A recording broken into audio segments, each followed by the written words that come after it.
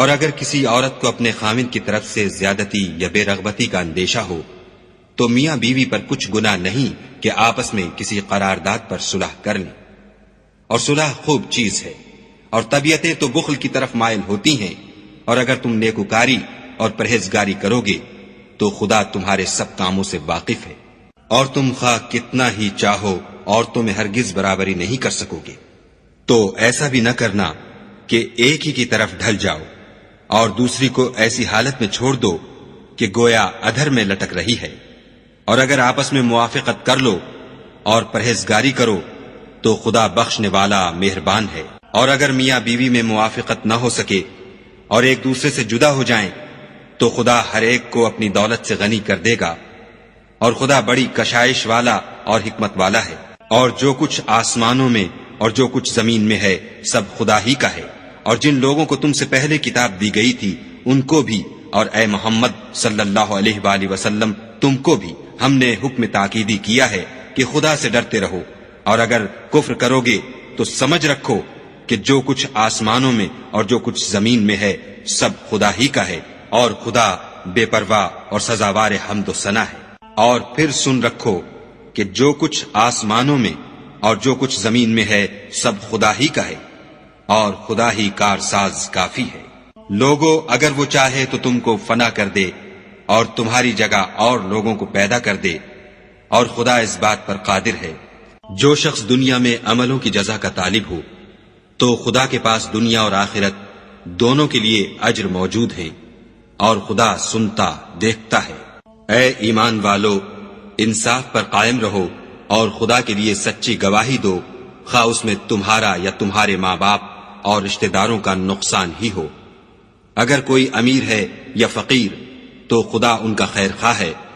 تو تم خواہش نفس کے پیچھے چل کر عدل کو نہ چھوڑ دینا۔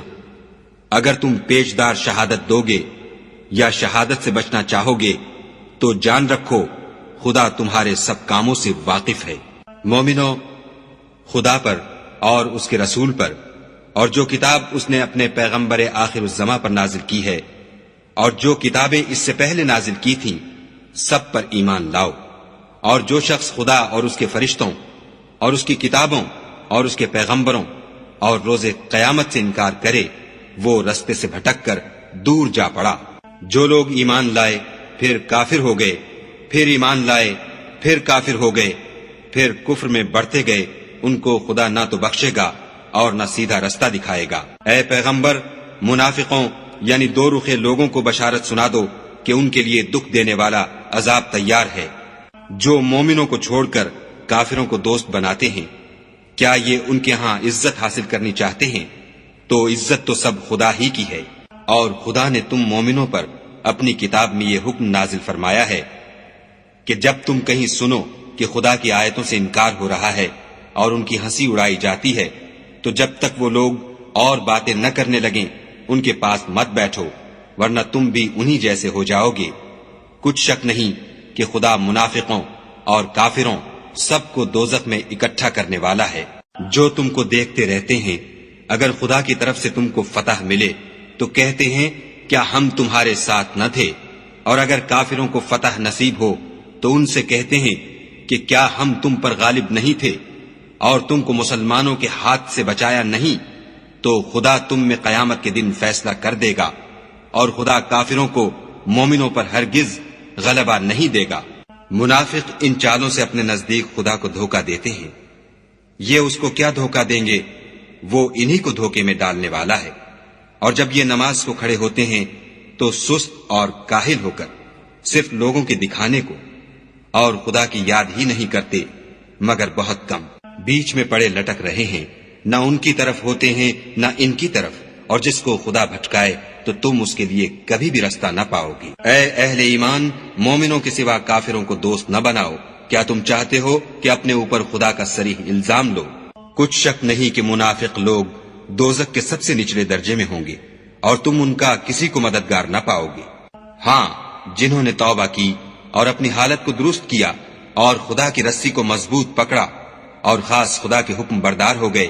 تو ایسے لوگ مومنوں کے زمرے میں ہوں گے، اور خدا عنقریب مومنوں کو بڑا ثواب دے گا۔ اگر تم خدا کے شکر گزار ہو اور اس پر ایمان لے آؤ تو خدا تم کو عذاب دے کر کیا کرے گا، اور خدا تو قدر شناس اور دانا ہے۔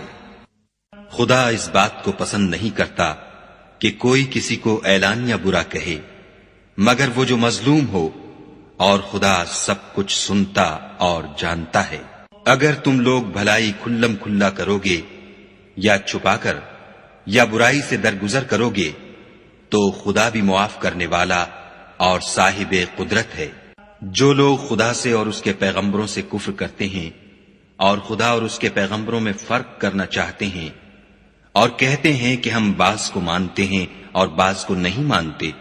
اور ایمان اور کفر کے بیچ میں ایک راہ نکالنی چاہتے ہیں، وہ بلا اشتباہ کافر ہیں، اور کافروں کے لیے ہم نے ذلت کا عذاب تیار کر رکھا ہے۔ اور جو لوگ خدا اور اس کے پیغمبروں پر ایمان لائے اور ان میں سے کسی میں فرق نہ کیا،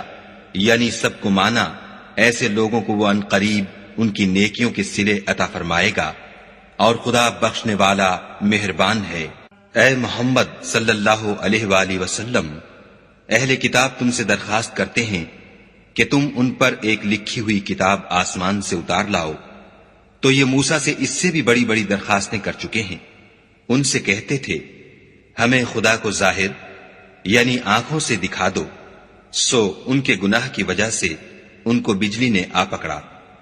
پھر کھلی نشانیاں آئے پیچھے بچڑے کو معبود بنا بیٹھے، تو اس سے بھی ہم نے درگزر کی اور موسیٰ کو صریح غلبہ دیا۔